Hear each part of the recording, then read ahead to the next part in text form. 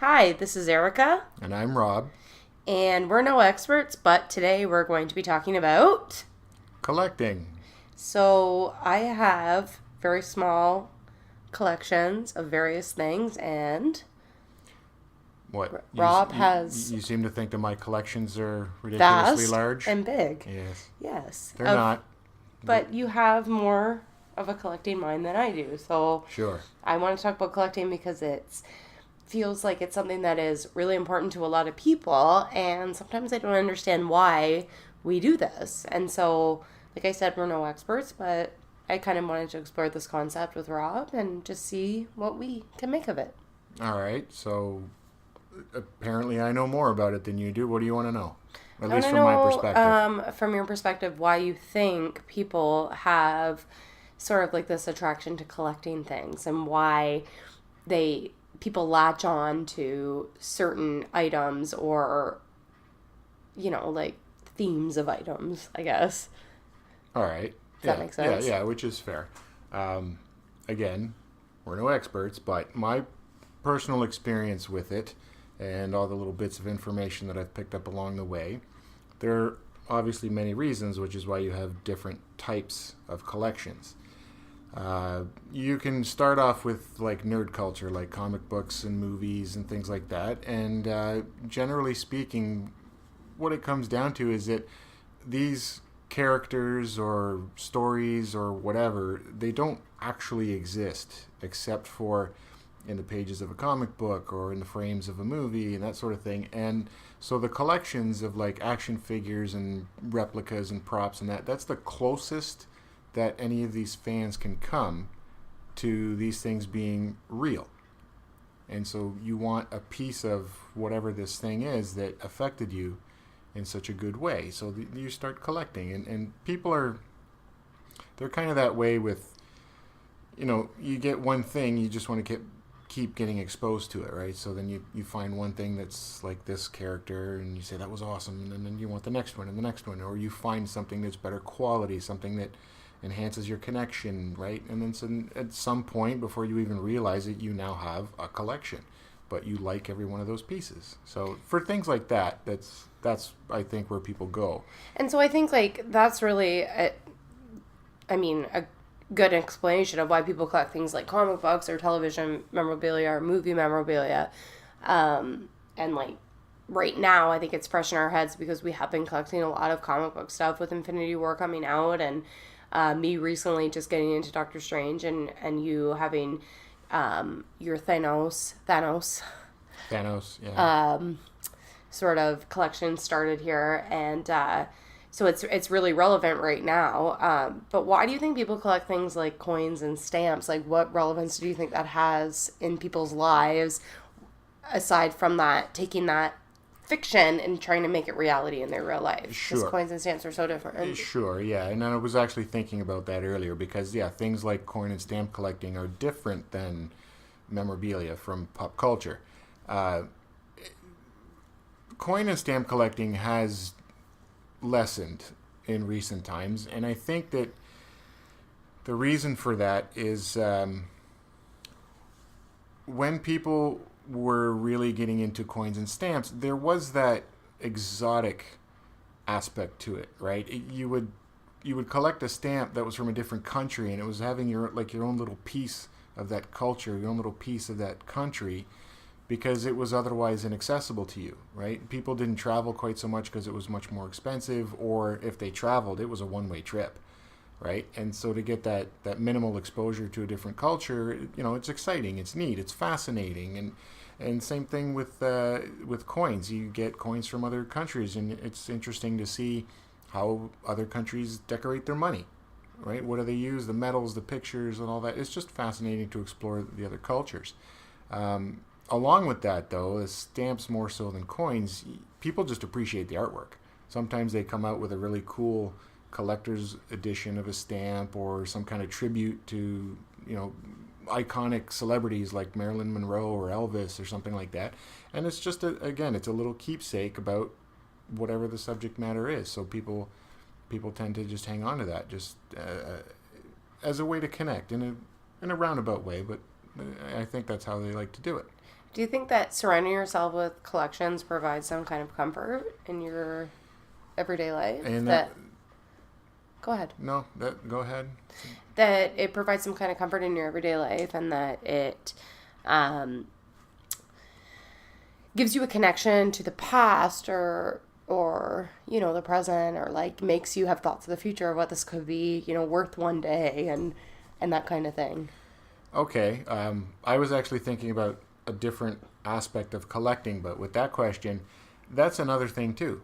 People like their projects. They like having goals, and something like a collection is, let's be honest, it's sort of a minimum effort goal, but it is something that they can shoot towards, right? It's something like collecting the entire set of something, so they have a sense of control, like they've completed it, right? And so then they have it in front of them, and they know that I have every possible item that's related to whatever this collection is. This project, this task, this collection is complete, and they can step back and look at it and say, I did that. I went out and found all these things, and I haggled over deals, and I have some kind of story to tell about where I found this item and where I went to get that item, and so it's a bit of an experience, and they serve as like a souvenir of that experience, but then at the end they can say, I have completed this, right? So for that sense of accomplishment, that sense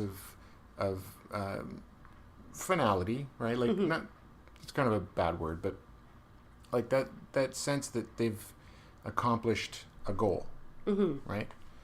The other thing that I was thinking about collecting as to why people do it, if you take something like, not so much these days, but back in the day they had those little porcelain statuettes of the kids, precious moments. Yeah. Those.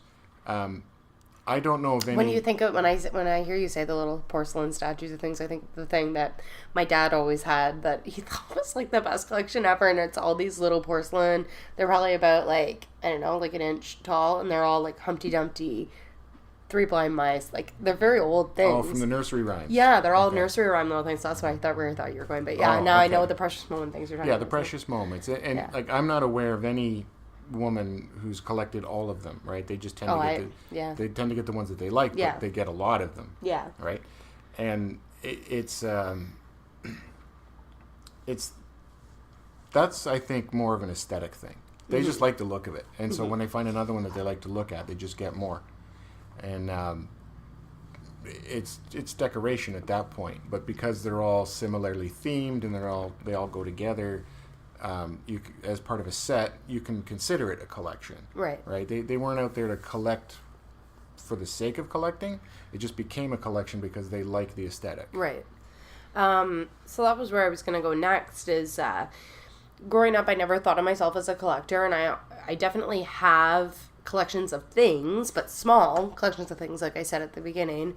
But never thought of myself as a collector my whole life, but like thinking back to when I was a kid, I definitely collected figurines from McDonald's or like just other little toys from back in the 80s and 90s, and I would play with them, and they were my... But not that I did, like I actively wanted. I know you're saying it's not really collecting, but I actively... I was going to say, I don't know that I would classify those as figurines. But I get what you're saying. But like you know what? The Happy Meal toys. Happy Meal toys, but then there were other ones like the little Cabbage Patch Kids. I had the Sesame Street instrument collection thing that all the California raisins, and I would play with them. And of course, I was like 4 or 5, 6 years old. I'm not actively collecting, but I definitely, like thinking back, was collecting them. And I would play with them, and I would make stories up, and it'd be very dramatic. And I grew up in the era of 90210, so like even the California raisins had love triangles. Like it was very... and I actively sought out that's what I wanted as a kid because I wanted to play those games. And then as I got older, it became other things like CDs, and I had to have every Punk-O-Rama CD that ever existed because that was what was cool when I was a teenager. And then as I got older and DVDs came out, I needed every box set of every television show ever, and that's how my television box set collection got started, which I never thought of as a collection because...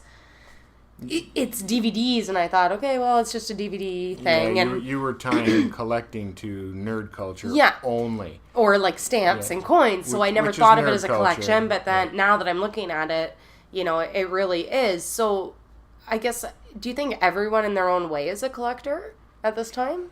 At this point? Like, everybody I know probably has something that they collect. I think of my really good friends that are homeowners and want to just fill their house with, like, really eclectic, like, antique sort of style furnishings and, like, you know, decorate their house in that way. Like, are they collectors, or is that just, like, a style preference?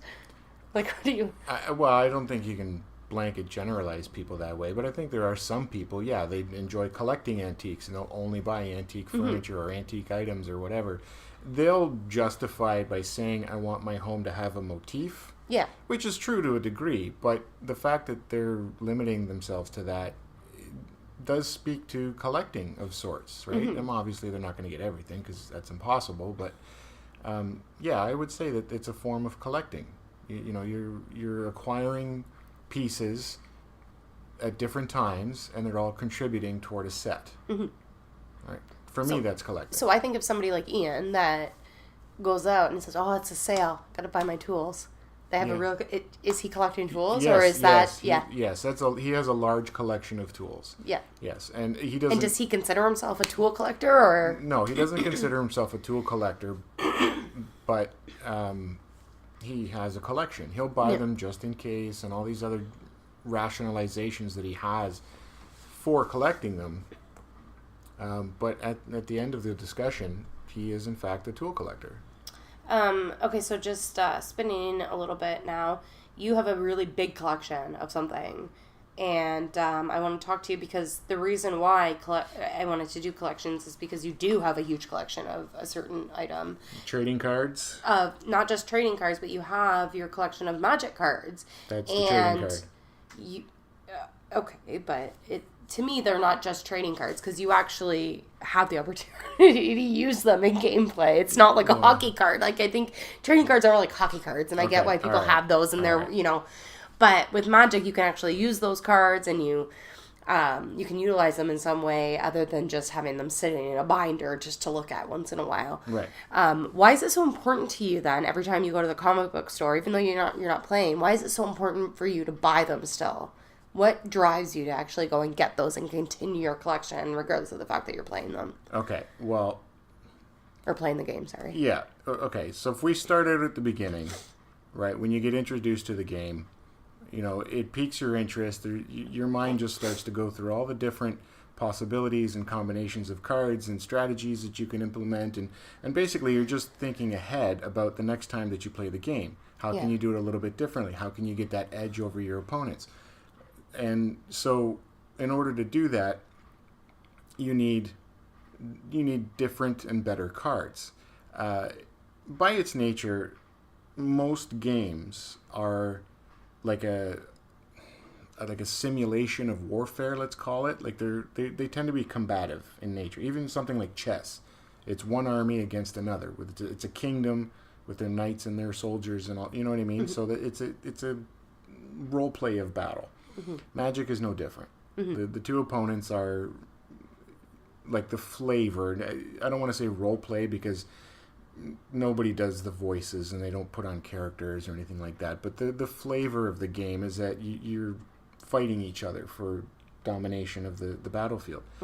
So that's where acquiring more and different cards comes into play because, again, you start to think of different ways to get an edge over the opponent. So you start coming up with different strategies, and so you buy new cards. And the more that you play, the more that you realize that sometimes you can go back to an old strategy that didn't work. So you put it away for a little while and you try different things, but then they bring out new cards and you'll make that connection.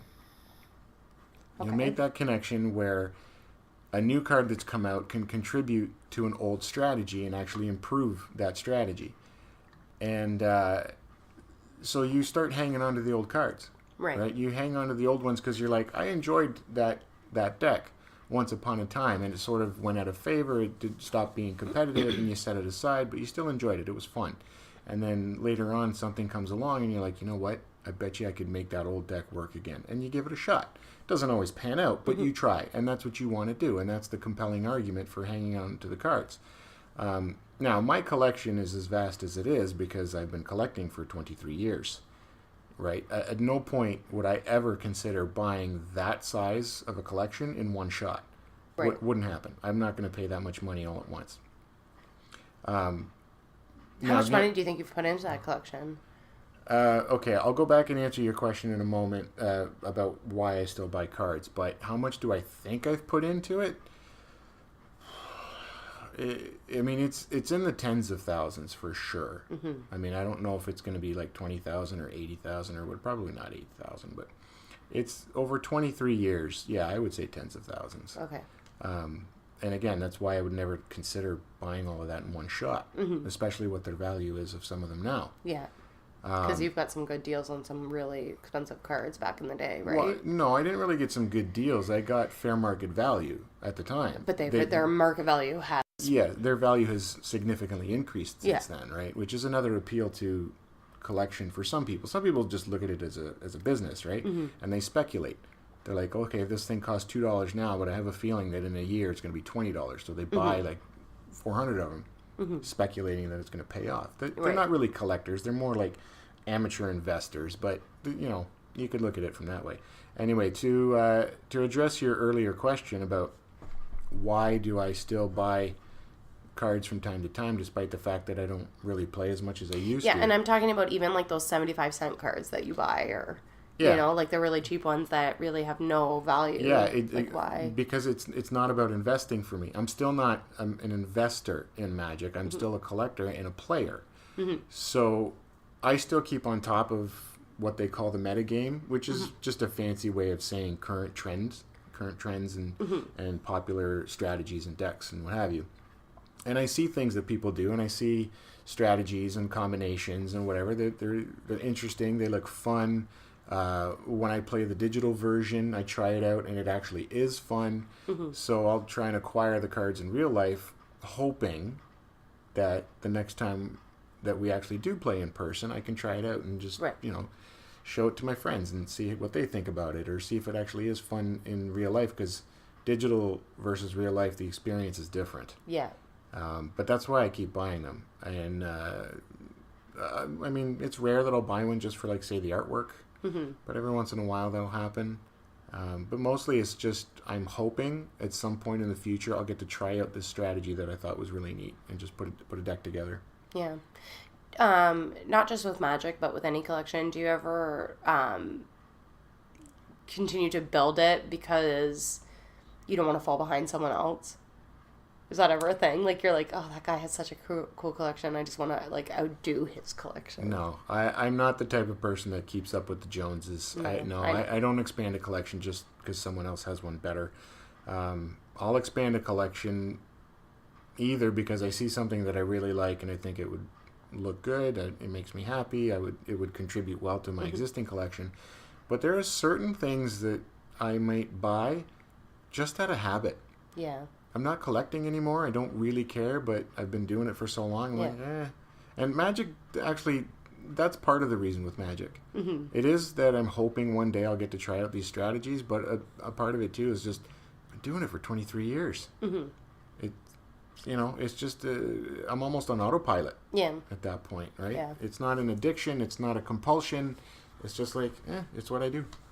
The reason why I asked that last question was because I sometimes, when I go on Instagram, and that I follow that 9021 bro guy, and I love 90210, and I don't have a very big collection, but I've got a few things that I really like, and I obviously have the whole series, and a couple of signatures, and some dolls. Yeah, you don't have a lot. You don't have a lot for your collection. I don't have a lot, but I do love it. No, but what you have is quality.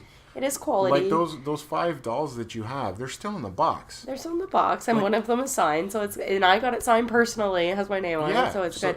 But sometimes when I watch this guy on Instagram, he who I very much enjoy watching his collection. I love him, but I do get jealous every time I see him get a new signature or a new item, and I'm like, oh, I wish I had I had that drive to go out and just like, travel the country or like into the States and get these things. And I just like, if I had the drive and the money to do it, I totally would. Mm-hmm. But, like, I do get jealous of his collection. And it's, like, whenever I see, like, this new signature that he gets, I'm like, oh, I need to go. And, like, that's why I brought the Tiffany Amber Thiessen thing tonight, because I was like, oh, he's going. I should totally go and try to get that signature as well. So 9021 Bro is going to be at that thing? I don't know if he's going to be there, but he's going to be somewhere to meet her, because he posted that on Instagram. Oh, I see. Anyway, Okay. but then that was what I was like, oh my gosh, I need to go and get a signature from her now too. Get my season 5 signed, right? The only signature on season 5, because everybody else would be on season 1, but Right. otherwise I don't really think about doing it, right? So for me, collecting is like if I see something, like for Doctor Strange especially, right? If I see something that I really like, I'll buy it. But I'm not actively always thinking about going and getting something for Doctor Strange. Do you know what I mean? Like, I'm not like, oh, I need to get this or I need to get that. It's that, oh, look at that. That would go perfectly on my Doctor Strange shelf. Or that would look so great on with 90210 or my Buffy stuff, right? You're not hunting, but you If want it when you see it. I want it when I see it, and that, like, I just have that, when I see it, I have that compulsion that I can't stop myself. It was like this Buffy necklace with the axe. Mm-hmm. I knew I had to have that, because it was something, you know, like, simple and kind of unique that I haven't really seen for sale, and it's just perfect for my little Buffy collection, right? Mm-hmm. So, I don't know. That's the kind of collector I am. I have very small, tiny, intimate collections of various things. All right. So you've been asking me questions. Let's go. Okay. Let's go your way. How do you feel about yourself having recently discovered this love for Doctor Strange and now admitting to yourself that you're a collector? I mean, I don't feel any different about myself. The Doctor Strange thing is a little different because I've never been interested in comic books or and actually, like, before I saw Doctor Strange, because I never really liked Benedict Cumberbatch, and so I never wanted to watch that movie. I had no interest at all. Never thought I would like it, and it ended up being my favorite Marvel movie out of any of them. Mm-hmm. Like, there was something about the storyline of that movie, and It's a good movie. I don't necessarily want to say that it was Benedict Cumberbatch making Doctor Strange come to life and being amazing. I think it was the origin story of Doctor Strange and the whole story that they presented in the movie. And then after reading, like, a few of the comics and kind of finding out, like, that story behind Doctor Strange and, like, what the real story was, that's kind of what drew me to it. And it's clever and funny and serious, like, and it does all of that stuff all in the right times, and so it was really something that spoke to me more than, you know, like Captain America or anything like that. But it's very that classic, or Superman, very classic comic book, what you perceive as being that classic comic book character. Doctor Strange was a little bit different. Even, like, the side characters of Mordo and Wong and the Ancient One, even in the comics, they're very different than what I am used, you know, with, like, what I would have thought a comic book characters would be, I guess. And so that's what really draws me to Doctor Strange, and I love the look of him. And for me, it actually is really weird, and I think I say this all the time, what is wrong with me? Because I look at like the comic book version of Doctor Strange and the statues that I have of him, and I get excited to see him. I get excited to see those statues, not him, but the statues, right? And it's just, that is very strange for me, because I'm more of a television. I like to watch. I don't like to read. So the fact that I'm into, like, that comic book version of Doctor Strange and seeing all those things, like, that is weird for me, but I've accepted it. I appreciate it in myself. Like, I think, like, as you get older and you change and you grow, like, you're always discovering new things about yourself, and there's a part of me that wishes I had discovered it sooner, but at the same time, like, at least I'm, you know, at least you found it now. At least I found it, right? So, and like I said, Doctor Strange, this is relatively new, like, last 6 months, but I just love it. I'm so glad that this is, like, kind of an escape for me in one way, so. Is it fair to say that you being happy just by looking at the statue is sort of what I was saying earlier about how that's the closest you can get to making that character a reality? Yeah, of course. Yeah. It would be great to live in that kind of world. Unfortunately, we can't. That's why it's escapism, right? So it is a really, like, to me, like, and I've watched the movie 100 times. I can't even count how many times I've watched it. and it's still fun every time I watch it, right? So I think that's the important part of, you know, that's to me what's the most important part of collecting. So even when I think of like my television show collection, like to me escapism is really important because I have such a stressful job, and you know, like I like to come home, and I know people don't like to admit that they watch a lot of TV, but I do, because it's such a great way for me to just go and live in a fantasy world for a few hours. The real world sucks, so it's nice to get out of it for a little while. It is, and so my television collection, especially like in these days now where cable is really expensive, and yes, you get streaming and all of that, but I love the old stuff, and so sometimes that's hard to find. And so like Home Improvement, love watching that. It gives you a good laugh. Beverly Hills 90210, great drama. You know, for me. yeah, it's a little ridiculous. Buffy the Vampire Slayer. Hello. Yeah. Nothing better than that. It's good to go back to the 90s every once in a while and just like live it up. So absolutely. That's why I love those kind of things. And that's the thing, right? Like that's. And even with my collection of the little toys, like you can see that my collection really is more about escapism than it is about anything else. Because like I said, those toys I collected for the. Keep going. For the.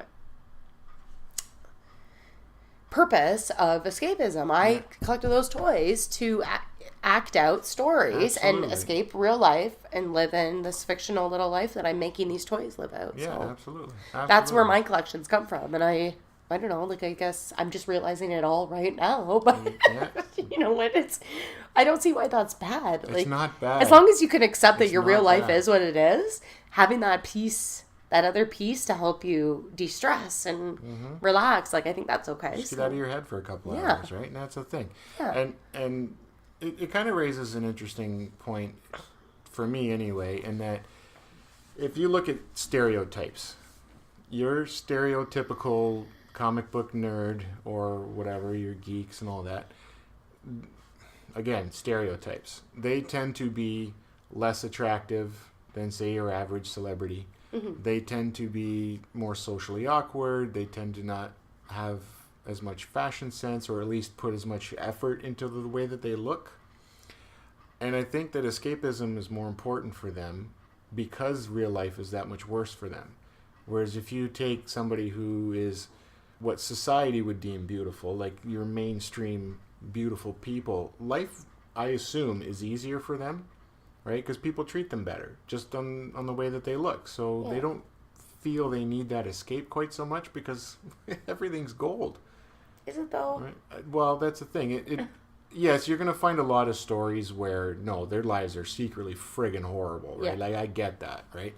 But as far as interacting with other human beings, right? Like, again, from an outside perspective, it seems like they've figured out, quote unquote, that if they look the part and act the part, then people will believe the part and will respond to them accordingly.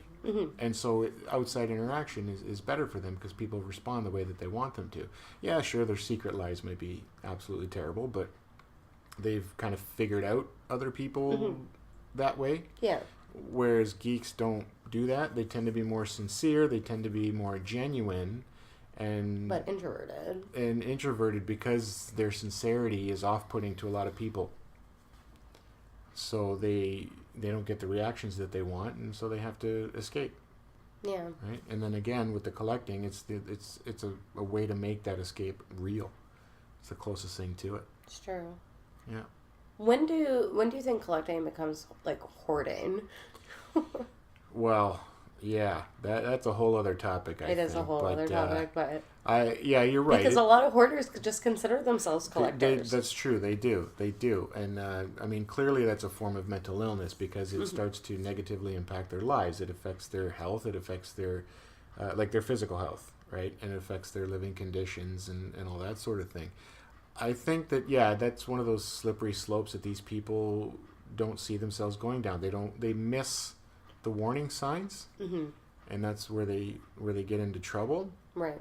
I think that when you should be concerned is when the things you're collecting, like, you know, in your brain, when they have no, I don't want to say no purpose, because if you look at, you know, comic book action figures and stuff, they really don't have a purpose to an adult. Not really. right? But when it's something that like really doesn't make any sense to that person's personality, they just collected it because they felt they needed to. You know, they held on to something. I can see what you're saying, where it's like hard to explain. It's hard to like make that line, because to somebody who's a hoarder, and again, we're no experts here or psychologists or have any experience in any way with psychiatry outside of just life experience. Outside of the average human being, no. But somebody who's maybe classified as a hoarder, when they think about themselves, they're like, well, I need every single can of Ragu that I've ever opened. Right? Like, I need that because now it's becoming part of history. I mean, the little bit that I understand about hoarding, it's about control and fear. Yeah. Right? Fear of letting go. Again, no expert, but yeah, they have this fear of letting go, just in case. Right? Like, I used to work with a guy where he would hang on to spare parts and old appliances and things like that. I lived next door to a guy for most of my life. Yeah, and like his whole backyard was like a... And his justification is, well, if I need the parts, I've got them on hand. Yeah. Right? Which makes sense. I understand that logic. And the fact that from time to time, like twice a year, it pays off, only encourages the behavior. Mm-hmm. But it starts to get to the point where you just start saving flat out garbage. Yeah. Thinking that, well, what if one day? What if one day this comes useful? I need it, blah, blah, blah. And I think that a lot of hoarders kind of start off that way. Like, saving every can of Ragu, you know, I would imagine it would be something like, well, I can use this empty can as a pencil holder. Mm-hmm. Or I can save old screws or lost buttons and things like that, right? So then they'll do that for like 1 or 2 cans. And then they get into that mindset, I have to save every can because it might be useful. And then you have more cans than things to put in them. Right. But they don't really look at it that way. All they see is these cans can be useful, and maybe one day I might need it. Therefore, I should hang on to it while I have it. Well, my coworker used to save cans for everything, and I used to complain about it, and now I'm complaining about the fact that I have no cans in my classroom. So who's laughing now? Well, that's the danger, right? Yeah. Is that sometimes it pays off, and so it justifies the behavior to the actual hoarders, right? Yeah. And then they just get into this mindset where they have to hang on to everything, right, regardless of what it does. So then they'll hang on to like every newspaper, and then they have mountains of it in their living room, or they have to hang on to every piece of clothing, whether it fits or it's torn or whatever, and they don't have the time to take care of these items, to organize them or properly store them, or in the case of clothing, wash them. Right? They don't have the time to do that because they're so fixated on maintaining the fact that the collection is there or acquiring new items or whatever, and that's when it really starts to get into their the health troubles, right? Mm-hmm.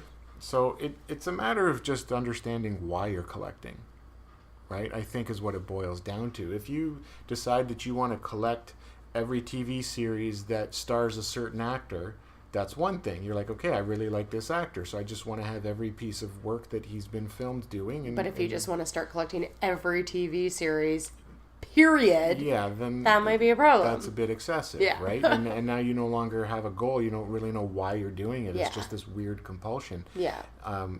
Well, weird is kind of unfair to say. I'm sure that people can explain it. I think that it does have something to do with control, right? Where it's an aspect of your life that you can control. Yeah. You can say, well, I need this thing. Okay, so I acquire it. I've now completed the set. Bang. I've controlled that part of my life. Mm-hmm. It's in place. It's complete.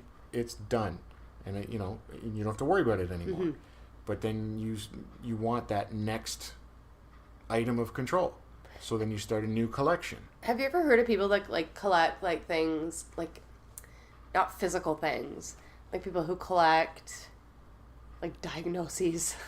Have you ever heard of these things? No, I haven't heard of that. People who collect like diagnoses or I don't know, think like untangible things. Do you know what I mean? I understand the concept, but I don't understand like why people would want to do that. I can't think of examples of that. I can't think of examples either, but I have heard somewhere that people do this, that they'll go to different doctors and get like different diagnoses of different things, and they're like in some way kind of proud that I have this and I have that and I have all these things wrong with me. It's like, Why? Okay. Is that collecting or is that like some other kind of thing, do you think? Well, okay.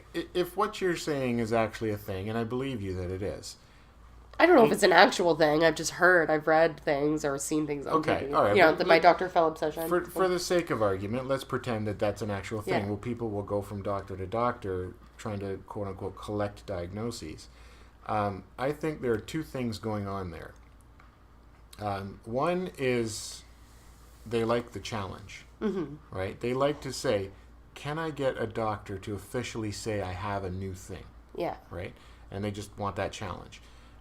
The other side of it, and this is something that actually happens quite frequently, is you get people that are Like lonely. Munchausen. They're just lonely. Oh, yeah. True. And they just want somebody to talk to, so they go to the doctor and so they can have a conversation with him, right? Yeah. And so if they come up with a new thing to be sick with or some kind of affliction to have, it's another reason to go back, right? It's like, well, doc, thanks, you cleared up my flu this month, but this time I got tennis elbow, Yeah. right? And then so then you have to go back and take care of that, and then next time it's like, oh, I have this weird rash on the back of my neck, and it's just a reason to keep going back Yeah. and have human interaction. I think that's what's going on.